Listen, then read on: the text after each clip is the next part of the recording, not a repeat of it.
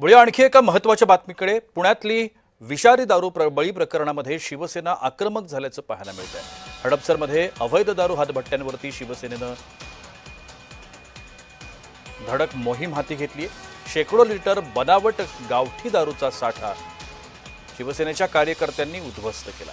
पुण्यात विषारी दारूमुळे 15 नागरिकांचा मृत्यू झाला आणि त्यानंतर शिवसेना आक्रमक झाली। हडपसरमधल्या कृष्णानगर, तरवडे वस्ती आणि साठे वस्ती या परिसरामध्ये अवैध दारूचा व्यवसाय सुरू आहे, हातभट्ट्या सुरू आहेत। शिवसेना पुणे शहर प्रमुख प्रमोद भानगिरे यांच्या नेतृत्वाखाली ही धडक कारवाई करण्यात आली आहे। शिवसैनिकांनी हातभट्ट्या फोडून टाकल्या, शेकडो लिटर बनावटी गावठी दारूचा साठा नष्ट केला।